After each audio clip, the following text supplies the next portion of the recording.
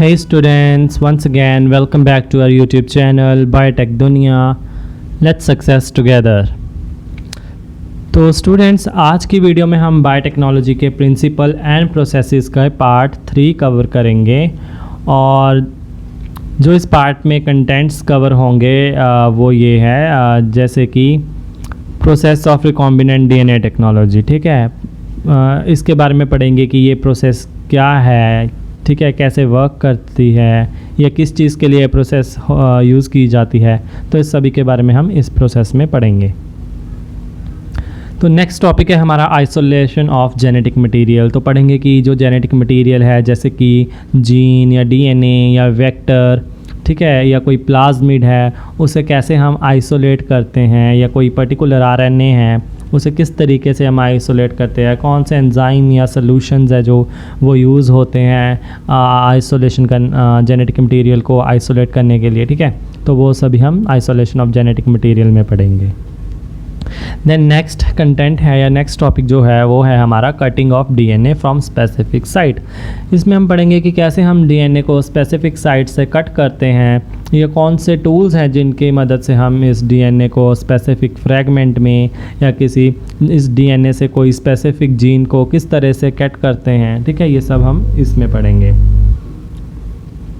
और next topic है हमारा एप्लीकेशन ऑफ फॉरेन डीएनए। तो इसमें पढ़ेंगे कि कैसे हम फॉरेन डीएनए को एम्पलीफाई करते हैं। ठीक है, इन सभी के बारे में हम पढ़ेंगे। एम्पलीफिकेशन ऑफ फॉरेन डीएनए में कि कैसे वो वर्क करता है, कौन सी टेक्निक यूज़ होती हैं और किस चीज़ के लिए हम उसे एम्पलीफाई करते हैं।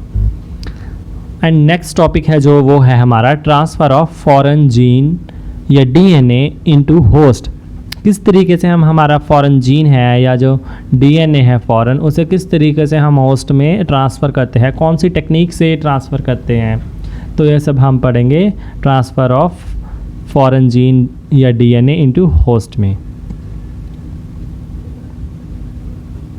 तो नेक्स्ट टॉपिक है that is obtain the foreign DNA और जीन। ठीक है, जो अभी हमने ट्रांसफ़र किया है फॉरेन जीन, उसे हम किस फॉर्म में ऑब्टेन करेंगे। ठीक है, किस मॉलिक्यूल की फॉर्म में ऑब्टेन करेंगे या किस तरह ऑब्टेन करेंगे।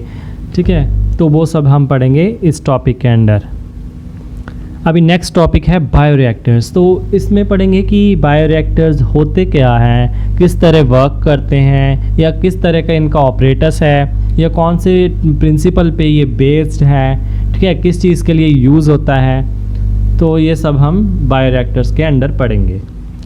नेक्स्ट टॉपिक जो है दैट इज़ डाउनस्ट्रीम प्रोसेसिंग।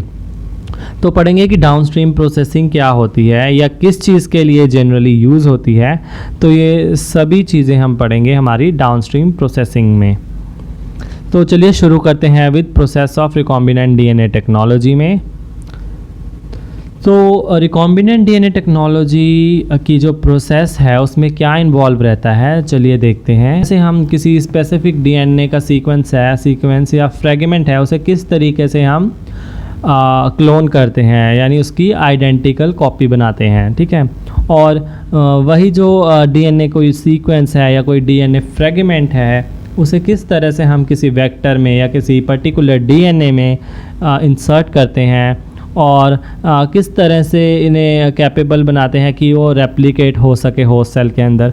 तो ये सभी प्रोसेसेस जो वो रिकॉम्बिनेंट डीएनए टेक्नोलॉजी में इन्वॉल्व रहती हैं। ठीक है, इसमें इस प्रोसेस में 5 मेन स्ट्रैटेजीज जीन क्लोनिंग और रिकॉम्बिनेंट डीएनए टेक्नोलॉजी की इन्वॉल्व है। ठीक है, 5 मेन स्ट्रैटेजीज या 5 मेन स्टेप्स जो है जीन क्लोनिंग और रिकॉम्बिनेंट डीएनए टेक्नोलॉजी में इन्वॉल्व है। फर्स्ट जो है that is isolation of genetic material और डीएनए। सेकंड स्ट्रैटेजी है जो वो cutting of DNA from specific site. And third जो स्ट्रैटेजी या थर्ड जो स्टेप है that is amplification of foreign gene. And जो फोर्थ स्टेप है that is transfer of the foreign gene into host. ठीक है, और जो लास्ट में फिफ्थ स्ट्रैटेजी है that is obtain the foreign gene. तो चलिए शुरू करते हैं फर्स्ट स्ट्रैटेजी या फर्स्ट स्टेप से, जो कि है आइसोलेशन ऑफ जेनेटिक मटेरियल और डीएनए। तो जेनेटिक मटेरियल या डीएनए को किस तरह से आइसोलेट किया जाता है, देखिए पढ़ते हैं। तो for the process of RDT means recombinant DNA technology. ठीक है, आरडीटी की प्रोसेसेस के लिए डीएनए का ज़रूरी है कि वो उसकी प्योर फॉर्म में हो, ठीक है, उसमें या कोई मिक्सचर में ना हो या कोई इम्प्योर फॉर्म में ना हो या कंटेमिनेंट फॉर्म में ना हो, वो अपनी प्योर फॉर्म में हो, ठीक है। आरडीटी प्रोसेस के लिए हमें ये मेक श्योर करना है कि जो डीएनए है जिसे हम आइसोलेट करना चाहते हैं वो उसे हम आरडीटी प्रोसेस में यूज़ करना चाहते हैं, वो डीएनए है जो वो उसकी प्योरेस्ट फॉर्म में अवेलेबल हो। पहले जो सेल है उसे हम ट्रीट करते हैं विद स्पेसिफिक केमिकल, ठीक है। हमारा जो सेल है उसे हम स्पेसिफिक केमिकल के साथ ट्रीट करते हैं ताकि वो ब्रेक हो सके और ओपन हो सके, ठीक है। जब भी स्पेसिफिक केमिकल्स जब भी हमारा जो ये ब्रेक हो रहा है सेल, ठीक है, वो ओपन हो जाता है तो जो इंट्रासेलुलर कंपोनेंट्स होते हैं या इंट्रासेलुलर कंपाउंड्स या मैक्रोमोलिक्यूल्स होते हैं सेल के अंदर, वो रिलीज़ हो जाते हैं, मींस कि सेल्स से बाहर आ जाते हैं, ठीक है। कौन से हैं ये कंपोनेंट्स? जैसे डीएनए, आरएनए, प्रोटीन्स। तो ये जो सभी जो हैं that are the intracellular components of the cell. तो ये सभी सेल के ब्रेक होने के बाद रिलीज़ हो जाते हैं, यानी कि सेल से बाहर आ जाते हैं। देन जैसे कि जो ये अभी सेल ब्रेक हुआ है या ओपन हुआ है उसे हम कैसे ओपन करते हैं? बाय यूजिंग सम एंजाइम्स, ठीक है। जैसे कि लाइसोजाइम्स हो गए, बैक्टीरियल सेल्स के लिए हम लाइसोजाइम्स को यूज़ करते हैं, ठीक है। प्लांट सेल्स के लिए हम सेलुलेज को यूज़ कर रहे हैं एंड फंगल सेल्स के लिए हम काइटिनेज एंजाइम को यूज़ कर रहे हैं ताकि वो सेल है जो फंगल सेल है या जो बैक्टीरियल सेल है या प्लांट सेल है वो ब्रेक हो सके और ओपन हो सके ताकि उसके जो इंट्रासेलुलर कंपोनेंट्स है वो रिलीज़ हो सकें, ठीक है। Contaminants such as RNA and proteins are digested with the help of ribonucleases and proteases respectively. Means जो अभी इंट्रासेलुलर कंपोनेंट्स बाहर आए हैं जैसे डीएनए भी है, उसमें आरएनए भी है, प्रोटीन्स भी है, तो ये एज अ कंटेमिनेंट्स प्रेजेंट है मिक्सचर में, सोल्यूशन में, ठीक है। तो इन कंटेमिनेंट्स को रिमूव करने के लिए या डाइजेस्ट करने के लिए हम कुछ एंजाइम यूज़ करते हैं जैसे कि राइबोन्यूक्लियस। राइबोन्यूक्लियस है जो वो आरएनए को डाइजेस्ट करता है, मींस कि आरएनए को ख़त्म कर देता है। और जो अभी प्रोटीएज है वो प्रोटीन्स की डाइजेशन करता है, मींस कि प्रोटीन्स को डाइजेस्ट कर जाता है उस मिक्सचर से, और जो अभी हमारा डीएनए बचा है वो उसकी प्योर फॉर्म में आ गया है, ठीक है। Addition of chilled ethanol ultimately precipitates out the purified DNA. तो अभी जो डीएनए है वो सोल्यूशन फॉर्म में है, ठीक है, एक सोल्यूशन की फॉर्म में है, तो उसे हम प्रेसिपिटेट कैसे करते हैं? उसमें ठंडे बिल्कुल चिल्ड इथेनॉल उसमें ऐड कर देते हैं उस सोल्यूशन में ताकि जो हमारा प्योरीफाइड डीएनए है वो प्रेसिपिटेट हो जाए, ठीक है। तो वो प्रेसिपिटेट हो जाता है और अपनी प्योरेस्ट फॉर्म में आ जाता है, which can be seen as a collection of fine threads in the suspension. जो भी सस्पेंशन है इथेनॉल का या जो अदर केमिकल्स हैं उनकी सस्पेंशन में जो डीएनए प्रेसिपिटेट हुआ है वो किस फॉर्म में है? बिल्कुल फाइन थ्रेड की फॉर्म में है, ठीक है। तो वहाँ से इस डीएनए फ्रेगमेंट को या डीएनए को थ्रेड को आइसोलेट कर लिया जाता है। आइसोलेट अभी कैसे किया जाता है वो देख रहे हैं।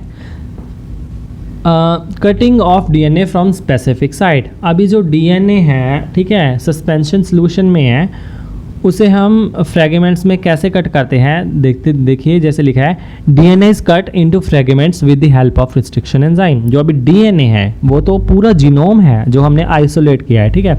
हमने पहले इस टॉपिक में हमने क्या किया था? जो पूरा जीनोम है या कंप्लीट डीएनए है उसे आइसोलेट किया था। उसी आइसोलेटेड डीएनए से हम चाहते एक कोई पर्टिकुलर फ्रेगमेंट हम चाहते हैं, हम पूरा जीनोम नहीं ट्रांसफ़र कर सकते, उसमें से कोई पर्टिकुलर फ्रेगमेंट्स हैं या कुछ पर्टिकुलर जीन्स हैं जिन्हें हम यूज़ करते हैं, ठीक है। तो उसके लिए हम क्या करते हैं? डीएनए को कट करते हैं। कैसे कट करते हैं? With the help of restriction enzyme. जैसे कि हमने फर्स्ट पार्ट में पढ़ा था कि रिस्ट्रिक्शन एंजाइम्स क्या होते हैं, सेकंड पार्ट में पढ़ा था कि रिस्ट्रिक्शन एंजाइम क्या होते हैं, किस टाइप्स के होते हैं और किस तरह ये वर्क करते हैं, ठीक है। रिस्ट्रिक्शन एंजाइम्स की हेल्प से हम डीएनए को फ्रेगमेंट्स में कट करते हैं। Fragments generated after restriction are isolated. अभी रिस्ट्रिक्शन एंजाइम्स के हेल्प से जो फ्रेगमेंट मतलब कि जनरेट हुए हैं उन्हें हम आइसोलेट करते हैं with the help of gel electrophoresis. ठीक है, वो बैंड्स को हम जेल इलेक्ट्रोफोरेसिस की हेल्प से आइसोलेट करते हैं। Recombinant DNA is obtained by hybridizing gene of interest with vector with the help of enzyme. अभी हमने आइसोलेट कर लिया था उसे इलेक्ट्रोफोरेसिस की हेल्प से, तो वो आइसोलेटेड डीएनए को हम रिकॉम्बिनेंट करते हैं by hybridizing gene of interest with vector. मतलब कि जो हमारा वेक्टर है उसके साथ जो हमारा डीएनए है, फॉरेन डीएनए है या जीन ऑफ इंटरेस्ट है, उसे हाइब्रिड कर देते हैं, यानी उसे कंबाइन कर देते हैं वेक्टर से with the help of enzyme DNA ligase. DNA ligase जो एंजाइम है वो हेल्प करता है वेक्टर और जीन ऑफ इंटरेस्ट को कंबाइन करने में, मीन्स कि उनकी कम्बिनेशन या हाइब्रिड बना देता है। ठीक है, नेक्स्ट स्टेप है हमारा एम्प्लीफिकेशन ऑफ फॉरेन डीएनए। जो अभी हमारा रिकॉम्बिनेंट डीएनए है जिसे हमने प्रिपेयर किया है उसे हम एम्प्लीफाई करते हैं विद बाय पीसीआर। पीसीआर क्या है? PCR stand for polymerise chain reaction. Means कि पॉलीमराइजेशन करता है। पॉलीमराइज एक चेन रिएक्शन, मतलब कि रिएक्शंस की एक चेन चलती है, पॉलीमराइजेशन की चेन रिएक्शन चलती है। कैसे? फॉर एग्जांपल जो हमने अभी रिकॉम्बिनेंट डीएनए बनाया है उसकी हम सेवरल कॉपीज़ बनाते हैं, आइडेंटिकल कॉपीज़ बनाते हैं। ठीक है, several identical copies of recombinant DNA it can be synthesized in vitro। Means उसे हम लैब में आइडेंटिकल कॉपीज़ बनाते हैं। जो अभी हमने recombinant DNA आइसोलेट या प्रिपेयर किया है उसकी हम कॉपीज़ बनाते हैं by using PRs in the labs, यानी इन विट्रो। PCR क्या करता है? recombinant DNA की मतलब कि जैसे कि फर्स्ट चेन रिएक्शन में उसने 1 कॉपी से 2 आइडेंटिकल कॉपीज़ बनाई, देन सेकंड चेन रिएक्शन में उसने 4 से 8 बना दी, और या 2 से 4 बना दी, देन 8 से 16 बना दी अगली स्टेप, अगली जो साइकिल है उसमें। तो इसी तरह ये चेन चलती जाती है और जो आइडेंटिकल कॉपीज़ है वो सिंथेसाइज होती जाती है। 2 सेट ऑफ प्राइमर्स। ठीक है, 2 set of primers chemically synthesise. Means कि प्राइमर्स क्या है? जिन्हें हमने केमिकली सिंथेसाइज किया है। वो एक ऐसे ऑलिगो न्यूक्लियोटाइड स्ट्रेचेज है, मीन्स कि ऑलिगो न्यूक्लियोटाइड फ्रेगमेंट या स्ट्रेचेज है जो कि कॉम्प्लीमेंट्री होते हैं डीएनए के रीजन से, मतलब कि डीएनए के सीक्वेंस से कॉम्प्लीमेंट्री होते हैं, जिस डीएनए को हम चाहते हैं कि उसकी आइडेंटिकल कॉपी बना सकें। हम 2 सेट प्रिपेयर करते हैं बिकॉज अभी बताता हूँ क्यों करते हैं। अभी आपको पता चल गया कि कॉम्प्लीमेंट जो प्राइमर्स है वो क्या होते हैं। ठीक है, मीन्स कि केमिकली सिंथेसाइज ऑलिगोन्यूक्लियोटाइड स्ट्रेचेज होते हैं जो कि कॉम्प्लीमेंट्री होती है डीएनए के सीक्वेंस से। उन मॉलिक्यूल्स को हम प्राइमर्स बोलते हैं और इन्हें हम केमिकली सिंथेसाइज करते हैं। Enzyme DNA polymerase. ठीक है, और इसी प्रोसेस में हम यूज़ करते हैं एक एंजाइम जिसका नाम है डीएनए पॉलीमरेज। डीएनए पॉलीमरेज क्या करता है? जो हमारे न्यूक्लियोटाइड्स हैं उसकी पॉलीमराइजेशन करते हैं। ठीक है, पॉलीमराइजेशन करते हैं मीन्स कि जो हमारा रिक्वायर्ड डीएनए है उसके न्यूक्लियोटाइड्स की एडअप करते हैं, मतलब कि पॉलीमराइज करते हैं। Polymerisation mean addition of nucleotides. ठीक है, न्यूक्लियोटाइड्स की एडिशन करते हैं और एक कॉम्प्लीमेंट्री बेस पेयर बनाते हैं, मतलब कि कॉम्प्लीमेंट्री चेन बनाते हैं जो कि डीएनए के कॉम्प्लीमेंट्री हो। And deoxy nucleotides. Deoxy nucleotides means ribose sugar से एक ऑक्सीजन या एक OH ग्रुप जो है उसे रिमूव कर देते हैं। उस मॉलिक्यूल को, उस न्यूक्लियोटाइड को हम बोलते हैं डीऑक्सी। मीन्स कि उसमें एक ऑक्सीजन की अवेलेबल नहीं है उस न्यूक्लियोटाइड में, इसलिए हम उसे बोलते हैं डीऑक्सी न्यूक्लियोटाइड्स या DNTPs। That stands for deoxy nucleotide phosphates. ठीक है, amplification can be done in 3 strategies. कैसे एम्प्लीफिकेशन की जाती है अभी उसके स्टेप्स को देखते हैं। फर्स्ट स्टेप है हमारा डीनेचुरेशन स्टेप। ठीक है, डीनेचुरेशन मीन्स हमारा जो डीएनए है उसको डीनेचुरेशन करते हैं ताकि वो कोई काम ना कर सके। कैसे? देखिए, डीनेचुरेशन मीन्स हमारा जो डीएनए है उसको डीनेचुरेशन करते हैं ताकि वो कोई काम ना कर सके। कैसे? देखिए, डीनेचुरेशन मीन्स हमारा जो डीएनए है उसको डीनेचुरेशन करते हैं ताकि वो कोई काम ना कर सके। कैसे? देखिए, डीनेचुरेशन स्टेप में हम जो हमारा अभी रिकॉम्बिनेंट डीएनए हमने प्रिपेयर किया है वो डबल स्टैंडर्ड फॉर्म में होता है, ठीक है। क्योंकि अभी वो डबल स्टैंडर्ड फॉर्म में है तो हम डीएनए को हीट करते हैं हाई टेम्परेचर पे, ठीक है। डीएनए को हाई टेम्परेचर पे हीट करते हैं। जो टेम्परेचर होता है वो अप्रॉक्सीमेटली 94 डिग्री सेल्सियस टेम्परेचर पे हम हमारा जो डबल स्टैंडर्ड डीएनए है, रिकॉम्बिनेंट डीएनए जो हमने प्रिपेयर किया था वो डबल स्टैंडर्ड है, इसलिए हम उसे हाई टेम्परेचर पे हीट करते हैं ताकि वो डीनेचुरेशन हो सके। मींस कि उसके जो डबल स्टैंडर्ड है वो सेपरेट होकर सिंगल स्टैंड्स में कन्वर्ट हो सकें, ठीक है। तो आफ्टर सेपरेशन जो हमारा डीएनए है उसे हम कूल करते हैं थोड़ी देर के लिए। क्यों कूल करते हैं वो भी बताऊंगा। अभी समझ में आ गया कि हमने डीएनए की डीनेचुरेशन क्यों की। डीनेचुरेशन की मीन्स कि हमने जो हमारा डबल स्टैंडर्ड डीएनए था उसे सिंगल स्ट्रैंड्स में सेपरेट कर दिया, ठीक है। तो कूल करने के बाद, कूल इसलिए करते हैं ताकि हम अनेलिंग कर सकें।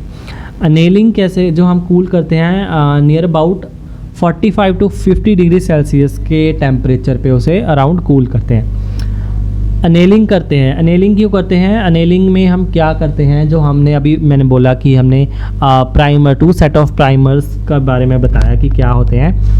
उन प्राइमर्स को हम हमारे जो डीएनए के सिंगल स्ट्रैंड सेपरेट हुए हैं, एक ईच स्ट्रैंड के साथ हम हर दोनों स्ट्रैंड्स के साथ एक एक जो हमारा प्राइमर है उसे अनेल कर देते हैं। मीन्स कि एक एक स्ट्रैंड्स के साथ कंबाइन कर देते हैं, एक हाइब्रिड बना देते हैं प्राइमर्स और सिंगल स्ट्रैंड ऑफ डीएनए का, ठीक है। जो भी हमारा प्राइमर है, क्योंकि वो कॉम्प्लीमेंट्री है, तो जिस रीजन के साथ वो प्राइमर कॉम्प्लीमेंट्री है, कॉम्प्लीमेंट्री सीक्वेंस है उस प्राइमर का, उस रीजन के साथ उस डीएनए को वहाँ मीन्स कि उस डीएनए के रीजन के साथ उस प्राइमर को अनेल किया जाता है। मीन्स कि वहाँ पे हाइब्रिड बना दिया जाता है, ठीक है। तो ये होगी अनेलिंग। मीन्स कि हम प्राइमर्स को जो सिंगल स्ट्रैंड्स हमने डीएनए के सेपरेट किए हैं उन सिंगल स्ट्रैंड के साथ हम हमारा जो प्राइमर है उसे कंबाइन कर देते हैं। That is called annealing.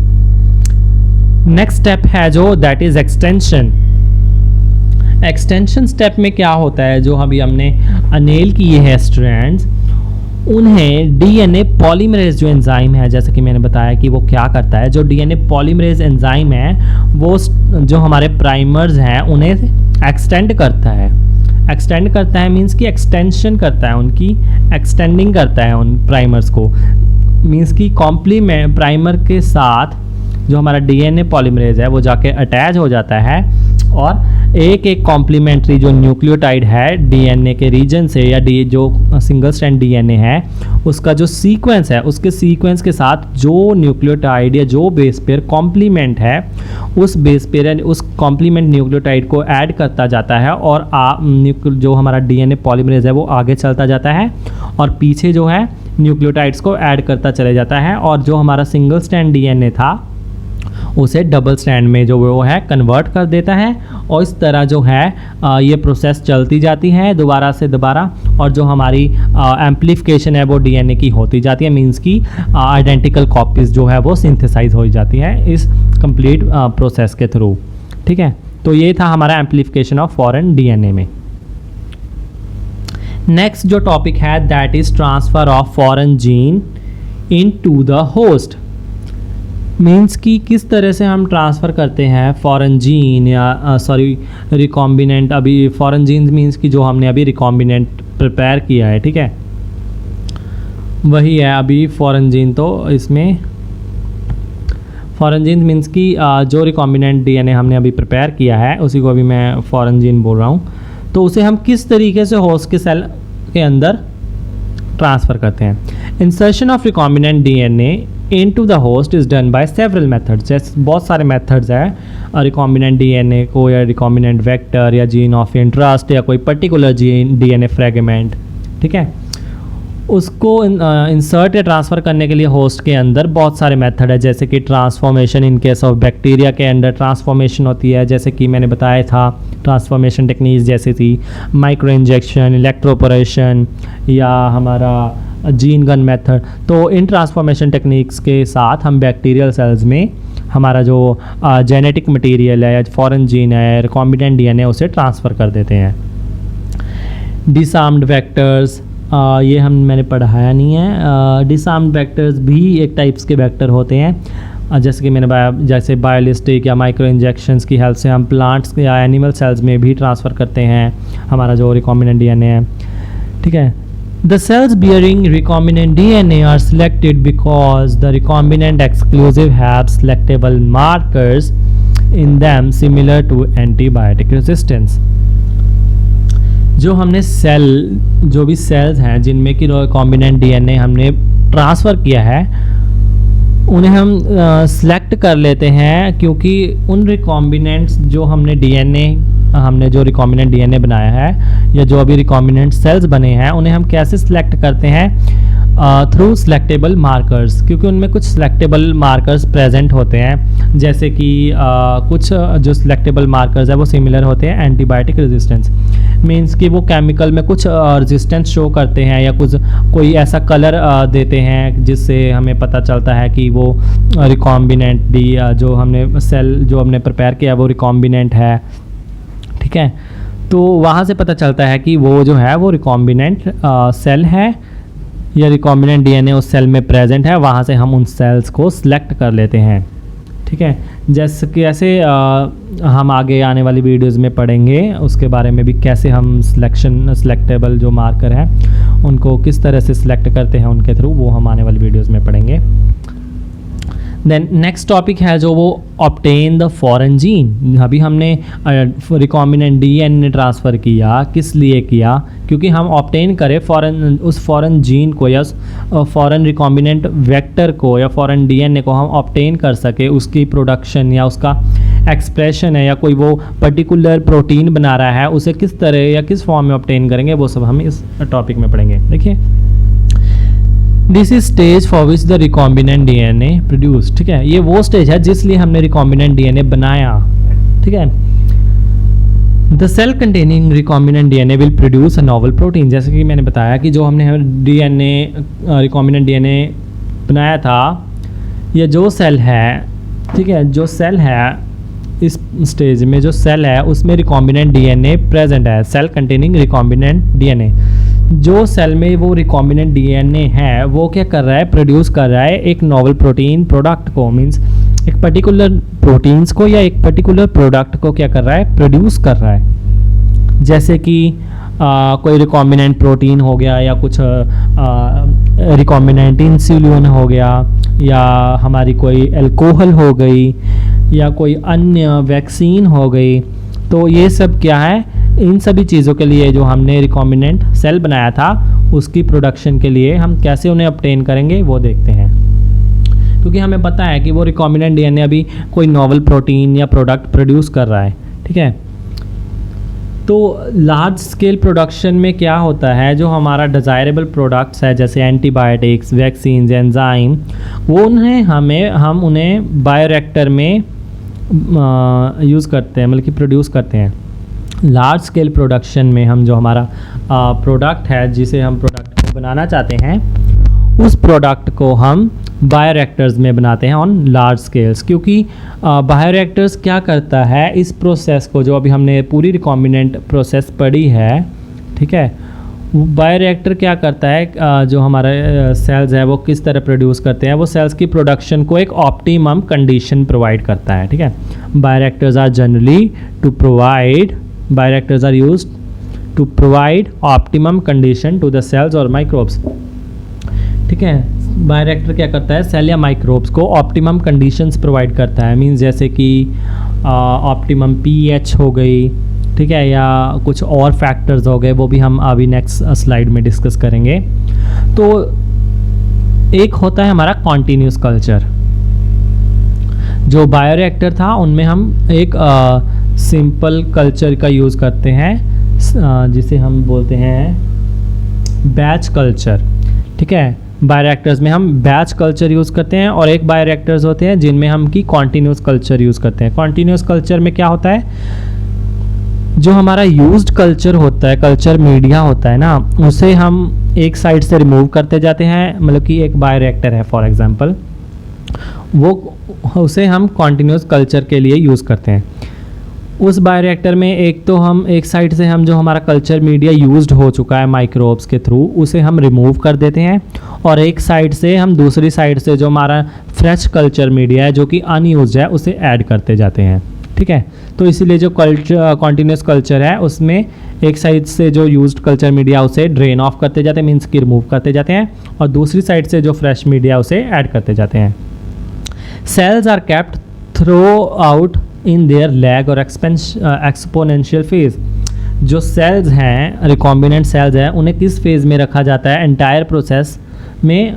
Lag phase, log phase या एक्सपोनेंशियल फेज। लॉग फेज वो होता है जिस फेज़ में जो सेल्स हैं वो डबलिंग होते हैं, सेल्स डबल होते हैं और प्रोड्यूस करते रहते हैं प्रोडक्ट्स को। ठीक है, मींस कि वो सबस्ट्रेट को कंज्यूम या मीडिया है जो उसे कंज्यूम करते रहते हैं और प्रोडक्ट को प्रोड्यूस करते रहते हैं लॉग या एक्सपोनेंशियल फेज में। Large biomass is produce by this method leading to higher yield. अभी कॉन्टिन्यूस कल्चर मेथड है जो वो क्या करता है, उसमें लार्ज बायोमास प्रोड्यूस होता है। लार्ज बायोमास मीन्स माइक्रोब्स या सेल्स या प्लांट सेल्स या एंजाइम्स, ये सब बायोमास है। ठीक है, लार्ज बायोमास प्रोड्यूस करता है मीन्स कि ज़्यादा माइक्रोब्स या सेल प्रोड्यूस करेगा, और ज़्यादा माइक्रोब्स और सेल्स है वो ज़्यादा मीडिया कंज्यूम करेंगे, ज़्यादा मीडिया कंज्यूम करेंगे तो ज़्यादा प्रोडक्ट बनाएंगे। ठीक है, इसीलिए जो लार्ज तो इस मेथड में जो है लार्ज बायोमास प्रोड्यूस होता है और जो हायर यील्ड देता है, मीन्स कि लार्ज बायोमास प्रोड्यूस हो रहा है और वो लार्ज बायोमास हमें हायर यील्ड दे रहा है, मीन्स कि ज़्यादा प्रोडक्ट दे रहा है क्वांटिटी में। नेक्स्ट टॉपिक है हमारा बायोरिएक्टर। तो बायोरिएक्टर क्या होता है? For obtaining foreign gene products on large scales, bioreactors are required. Large scale पे foreign gene या recombinant gene का प्रोडक्ट को पाने के लिए हमें बायोरिएक्टर की ज़रूरत है। बायोरिएक्टर्स क्या होते हैं? एक ये बड़ा सा वेसल होता है जो कि जिसमें कि अराउंड 100 to 1000 लीटर वॉल्यूम है जो वो आ जाती है, मीन्स कि वो होल्ड करता है up to 100 to 1000 litres of suspension. तो ये लार्ज वेसल जो यूज़ होते हैं कल्चर को प्रोड्यूस करने के लिए। ठीक है, कल्चर या प्रोडक्ट को प्रोड्यूस करने के लिए। So large vessels in large volumes of culture can be produced, जहाँ पे कि वो लार्ज क्वांटिटी में जो कल्चर एंड जो प्रोडक्ट है उसे प्रोड्यूस कर सके। तो जो बायोरिएक्टर्स हैं उनका साइज़ क्या रहता है? काफ़ी लार्ज, जो कि आप होल्ड कर सके up to 100 to 1000 litres of volume. Bioreactor provide करता है optimal growth condition for microbes are present in the process. ठीक है, बायोरिएक्टर प्रोवाइड कर रहा है ऑप्टिमल ग्रोथ कंडीशंस माइक्रोब्स को जो कि प्रेजेंट है बायो प्रोसेस में, जैसे कि टेम्परेचर, पीएच, सबस्ट्रेट, सॉल्ट या वाइटामिन एक्सेट्रा। टेम्परेचर जैसे कि for example E coli microbe है, ई कोलाई, ठीक है, मींस एस्टरीचिया कोलाई। वो माइक्रोब है जो वो ग्रो करता है अपनी ऑप्टिमम कंडीशन, फॉर एग्जांपल वो ग्रो करता है अबाउट 30 डिग्री सेल्सियस पे। ठीक है, जो ई कोलाई है वो ग्रो कर रहा है 30 डिग्री सेल्सियस पे ऑप्टिमम की इस टेम्परेचर को वो हाई ग्रो करता है। ऑप्टिमम मीन्स कि वो अपना 100% दे रहा है ग्रोथ में, ग्रो करने में। तो अगर वो टेम्परेचर 37 से 50 डिग्री हुआ या 10 डिग्री हुआ तो जो उसकी ग्रोथ है जो या एक्टिविटी है उस माइक्रोब की वो कम हो जाएगी। इस टेम्परेचर पे जो वो माइक्रोब है अपनी हाई एक्टिविटी शो करेगा, मीन्स कि 100% एक्टिविटी देगा। सिमिलर पीएच पे है, पीएच उसकी नॉर्मल है जैसे 6 to 7। ठीक है, अगर उसकी पीएच हायर हुई फॉर एग्जांपल 13 हुई तो वो तभी भी नहीं काम करेगा, और अगर उसकी पीएच लोअर हुई जैसे 4 या 3 हुई तो भी वो काम नहीं करेगा। इसलिए हाई एक्टिविटी जो है वो ऑप्टिमल पीएच पे शो करता है। Similarly with straight and salt and vitamins. ठीक है, तो बायोरिएक्टर जो है वो ऑप्टिमल ग्रोथ कंडीशंस प्रोवाइड करता है माइक्रोब्स को ताकि वो अपनी ऑप्टिमल एक्टिविटी है जो वो एक्टिव रहें, मतलब कि अपनी एक्टिविटी शो करें, वो ऑप्टिमल एक्टिविटी पर जो प्रोडक्ट है वो बना सकें। A bioreactor has the following components bioreactor में कुछ और कंपोनेंट्स होते हैं, जैसे कि agitator system. Agitator system means कि एजिटेट करता है, मींस कि जो हमारा जो मिक्सचर है उसमें हवा भरता है, मींस कि हवा नहीं भरता, मींस कि उसे रोटेट करता रहता है, मिक्सिंग करता है, एजिटेशन करता है, ताकि जो हर माइक्रोब को हर एक कंपोनेंट मिल सके, मींस कि उसे यूनिफॉर्म बनाता है।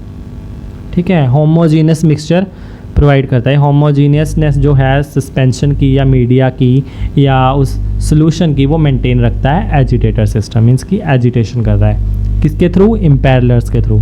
वो रोटेट करते रहते हैं और होमोजीनियस जो मिक्सचर है उसको मेंटेन रखते हैं। Oxygen delivery system. Oxygen delivery system होती है हमारी एरिएटर्स के थ्रू। एरिएटर्स को कहते हैं हम ऑक्सीजन डिलीवरी सिस्टम। एरिएटर क्या करते हैं? हमारा जो सोल्यूशन है उसमें एरिएशन प्रोवाइड करते हैं, मींस कि एरिएशन क्यों प्रोवाइड करते हैं? ताकि हम जो हमारा सोल्यूशन है उसमें ऑक्सीजन प्रोवाइड कर सकें। ठीक है, ऑक्सीजन डिलीवरी सिस्टम क्या करता है? बायोरिएक्टर में ऑक्सीजन प्रोवाइड करता है सोल्यूशन में और माइक्रोब्स को थ्रू स्पार्जर्स। स्पार्जर्स यूनिट है जो कि as a oxygen delivery system में यूज़ होती है और वो प्रोवाइड करती है एरिएशन, मीन की ऑक्सीजन प्रोवाइड करती है हमारे माइक्रोब्स को ताकि वो काम कर सकें। फॉर्म कंट्रोलिंग सिस्टम होता है क्योंकि अभी जो एजिटेशन है वो हो रही है, मीन्स की मिक्सिंग हो रही है, उसकी मिक्सिंग के होने के साथ साथ फॉर्म भी प्रोड्यूस होती रहती है। ठीक है, ऊपर फॉर्म प्रोड्यूस होती रहती है सोल्यूशन में। अगर हमने फॉर्म को कंट्रोल नहीं किया तो जो हमारे माइक्रोब्स है वो फॉर्म में क्या हो जाएंगे? इमोबिलाइज्ड हो जाएंगे, मींस कि फॉर्म में फंस जाएंगे और उन्हें न्यूट्रिएंट्स नहीं मिलेंगे। न्यूट्रिएंट्स नहीं मिलेंगे तो अल्टीमेटली उनकी डेथ हो जाएगी। तो इसलिए फॉर्म को कंट्रोल करना इंपॉर्टेंट है, इसलिए फॉर्म कंट्रोल सिस्टम बायोरिएक्टर में लग रहता है। टेम्परेचर सिस्टम होता है एंड पीएच कंट्रोल सिस्टम होता है, जैसे कि मैंने बताया कि प्रॉपर टेम्परेचर एंड पीएच को प्रोवाइड करता है, या temperature and pH control system. एक सैम्पलिंग पोर्ट होती है इनलेट और एक होता है सैम्पलिंग पोर्ट। सैम्पलिंग पोर्ट होता है जिससे हम जो है कुछ सैंपल जो है बायोरिएक्टर से निकालते हैं उनकी चेकिंग के लिए, एनालिसिस के लिए सैम्पलिंग पोर्ट्स है, जिससे कि हम सैंपल को बाहर निकालते हैं बायोरिएक्टर से, थोड़ा सैंपल को बाहर निकालते हैं ताकि उनकी हम एनालिसिस कर सकें। सो नेक्स्ट टॉपिक है हमारा डाउनस्ट्रीम प्रोसेसिंग। डाउनस्ट्रीम प्रोसेसिंग में क्या होता है? जो हमने अभी बायोसिंथेसिस की है कंपाउंड्स की, जैसे कि एंजाइम्स, अल्कोहल्स, एंटीबायोटिक्स, जो कि बायोरिएक्टर में सिंथेसाइज हो रहे हैं। ठीक है, वो कंपाउंड्स, उन कंपाउंड्स, वो ये जो मैंने बताया जो कंपाउंड्स है वो क्या हो, जो हम ऑब्टेन करते हैं उन्हें क्रूड फॉर्म में ऑब्टेन करते हैं इन प्रोडक्ट्स को। The products so obtained are crude, means कि क्रूड फॉर्म में। क्रूड मीन्स इम्प्योर फॉर्म में है, वो प्योर में नहीं है। उसी में हमारा न्यूट्रिएंट्स भी है, उसी में कल्चर मीडिया है, उसी में वाइटामिन्स है, उसी में हमारे एंजाइम्स है, उसी में अल्कोहल्स है, तो वो एक क्रूड फॉर्म में है। ठीक है, क्योंकि वो क्रूड फॉर्म में इसलिए रिक्वायर है उनकी सेपरेशन करना, प्योरीफिकेशन करना एंड फिनिशिंग करना उन प्रोडक्ट्स की, जो कि कवर की जाती है डाउनस्ट्रीम प्रोसेसिंग के अंडर। ठीक है, डाउनस्ट्रीम प्रोसेसिंग में हम प्रोडक्ट जो हमने क्रूड फॉर्म में प्रोडक्ट ऑब्टेन किया उनकी सेपरेशन करते हैं, प्योरीफिकेशन करते हैं, फिनिशिंग करते हैं। DSP मीन्स डाउनस्ट्रीम प्रोसेस जो है वो क्रूड बायो प्रोडक्ट को मार्केटेबल बनाती है, मीन्स कि मार्केटेबल बनाती है, मीन्स कि उसे मार्केट में जाने के लायक बनाती है ताकि वो सेल हो सके, उसे यूज़ कर सके। After proper separation and purification, ठीक है, प्रॉपर सेपरेशन एंड प्योरीफिकेशन के बाद में कुछ प्रेजर्वेटिव्स ऐड किए जाते हैं प्रोडक्ट्स के अंदर ताकि वो जो है, जो हमारा प्रोडक्ट या कंपोनेंट है वो ख़राब ना हो सके, यानी प्रिजर्व रख सके लंबे समय तक। प्रेजर्वेटिव ऐड करने के बाद जो अभी फिनिश्ड प्रोडक्ट्स हैं उन्हें हम क्लिनिकल ट्रायल्स के लिए भेजते हैं या क्वालिटी चेक्स के लिए भेजते हैं ताकि उनकी प्रॉपर क्वालिटी चेक हो before send to the market. Market send करने से पहले हम उनकी क्वालिटी चेक करते हैं, क्लिनिकल ट्रायल करते हैं ताकि हमें पता चल सके कि जो हमने प्रोडक्ट बनाया है वो सेफ है कंज्यूम करने के लिए या नहीं। So this is all in today's video. Thank you for watching our video. अगर आपको हमारी वीडियो अच्छी लगे तो लाइक कीजिए, शेयर कीजिए एंड हमारे चैनल को सब्सक्राइब कीजिए। And also press the bell icon ताकि आप हमारी आने वाली कोई भी वीडियो को मिस ना करें. So this is all in today's video. So we will meet in the next video. Till then, goodbye, work hard and stay safe.